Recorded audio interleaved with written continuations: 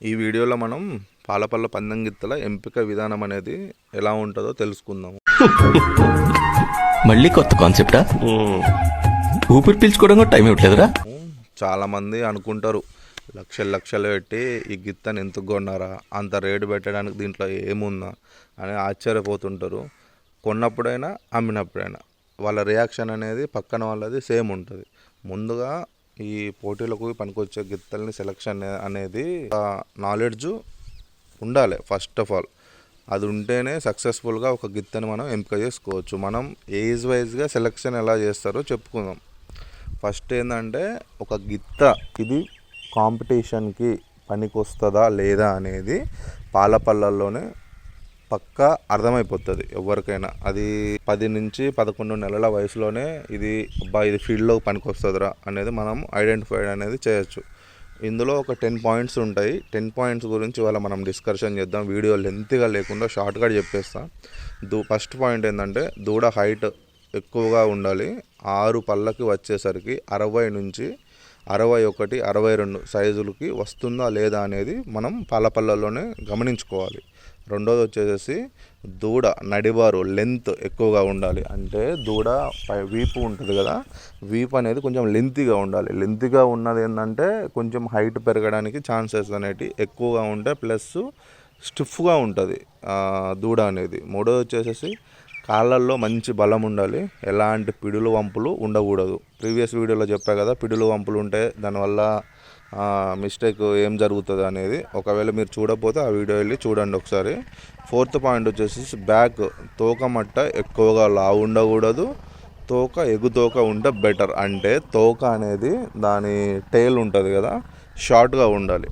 Fifth point వచ్చేసి మన దూడ ఇవి ఉంటాయి కదా, అవి జారుగా లేకుండా పైకి ఎగేసుకొని ఉండాలి.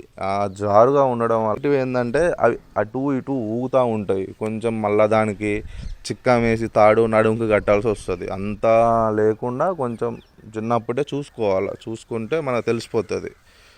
నెక్స్ట్ వచ్చేసి మెడ లావుగా ఉండాలి. ఎక్కువ లెంత్ లేకుండా షార్ట్గా ఉంటే మంచిది. నెక్స్ట్ వచ్చేసి ముందు కాళ్ళ మధ్య గ్యాప్ ఎక్కువగా ఉండాలి. కొన్ని దూడలు కాళ్ళు దగ్గరకు తీస్తుంటాయి. అంటే లెఫ్ట్ లెగ్ వచ్చి రైట్ లెగ్కి తగలము, రైట్ వచ్చి లెఫ్ట్కి తగలడము, అక్కడ స్కిన్ అనేది కొంచెం ర్యాషెస్ వచ్చి బ్లడ్ అనేది ఇట్లా బయటకు రావడం జరుగుతుంటుంది. మీరు గమనించండి. మెయిన్గా అక్కడ కాళ్ళ దగ్గర గిట్టలు ఉంటాయి కదా, గిట్టల దగ్గర తెలిసిపోతుంది మీకు తగులుతుందా లేదా అనేది. అలా తగలకుండా కంపల్సరీ జాగ్రత్త అనేది తీసుకోవాలి. నెక్స్ట్ వచ్చేసి సొడులు అనేది కరెక్ట్గా వెతకాలి. అన్నీ పర్ఫెక్ట్గా ఉంటేనే కొనడం అనేది మంచిది. అది మాత్రం చూసుకోండి. మీకు తెలియకపోతే సుడులు అనేది తెలిసిన వాళ్ళని పెద్దవాళ్ళు ఉంటారు కదా, వాళ్ళని తీసుకొని వెళ్ళి మరి చూపెట్టుకోండి. చాలా సుడులు ఉంటాయి. వాటన్నిటిని పర్ఫెక్ట్గా ఐడెంటిఫై చేసుకొని ఓకే అనుకుంటేనే పర్చేజ్ చేయాలి. కొన్ని ఐడెంటిఫికేషన్ మార్క్స్ ఉంటాయి దూడకి. అది ఈ మధ్య అంటే అంతకుముందు పెద్దగా వెతికేవాళ్ళు కాదు, జస్ట్ సుడులు చూసుకొని దూడని పర్చేజ్ చేసుకొని వెళ్ళిపోయేవారు. కానీ ఈ మధ్య కంపల్సరీ వెతుకుతున్నారు. అది మ్యాక్సిమం ఎవరు చెప్పి ఉండరు ఏ వీడియోలో. మీకు నేను కొన్ని ఐడెంటిఫికేషన్ మార్క్స్ అని చెప్పా కదా, వాటిని ఎలా ఐడెంటిఫై చేయాలో చెప్తా. ముట్టి అంటే మూతి, దూడకి నలుపు, ఫుల్ నలుపు ఉండాలి. ముఖం మీద నామాలు ఉంటాయి. ఒకసారి మీరు దూడని బాగా పరీక్షించినట్లయితే ఫేస్ మీద నామాలు కనిపిస్తాయి. మెడ కింద సారలు ఉంటాయి. కాళ్ళ మీద నలుపులు ఉండాలి. అంటే మోకాళ్ళు ఉంటాయి కదా, మోకాళ్ళ దగ్గర నల్లగా అది వంగే దగ్గర యాంకిల్ దగ్గర నలుపులు ఉండాలి. అది మాత్రం కంపల్సరీ. తోక మట్ట కింద కూడా నలుపు ఉంటుంది. కొన్నిటికి బ్లాక్ సర్కిల్ అనేది ఉండదు. నార్మల్గా తోక మట్ట కింద జాతిదైతే బ్లాక్ కలర్లో, నాటుదైతే రెడ్ కలర్లో ఉంటుంది. కానీ కొన్నిటికి, ఎస్పెషల్లీ కొన్నిటికి ఆ రెడ్ కలర్, నాటు వాటికి రెడ్ కలర్ దాని తోకమట్ట కింద పేడేసే దగ్గర బ్లాక్ సర్కిల్ ఉండాలి. అది గమనించుకోండి. నెక్స్ట్ వచ్చేసి నాలుక మీద మచ్చలు ఉంటాయి. నాలుక మీద మచ్చలు వెళ్తే ఇదిగో మన బస్వాకు చూడండి ఎట్లున్నాయో, ఈ విధంగా ఐడెంటిఫికేషన్ మార్క్స్ అనేటివి ఉంటాయి.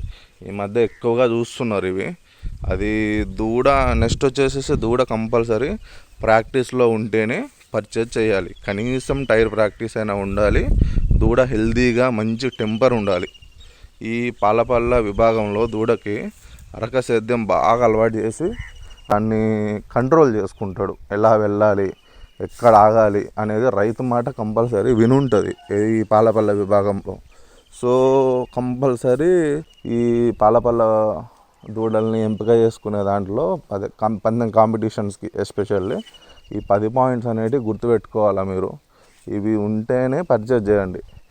ఏదైనా సైజ్ వస్తుంది కదా అని చెప్పేసి పర్చేజ్ చేస్తే కొన్ని రోజుల తర్వాత దాన్ని మేపుతాం కదా, దాని మీద ఇన్వెస్ట్మెంట్ పెడతాం మనం.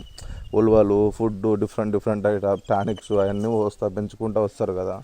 ఈ మేపిన దానికి వాల్యూ లేకుండా పోతుంది. ఒక గిత్తని కొన్నామంటే దానివల్ల కంపల్సరీ మీకు మంచి జరగాలి, కొంచెం డబ్బులు రావాలి, కొన్న వాళ్ళకి పేరు రావాలి. ఎవరైనా ఆలోచించేదైతే అది. ఈ వీడియోలో ఈ 10 పాయింట్ల గురించి గుర్తుపెట్టుకోండి. ఇంకేదన్నా డౌట్స్ ఉంటే కింద కామెంట్ సెక్షన్లో రాయండి.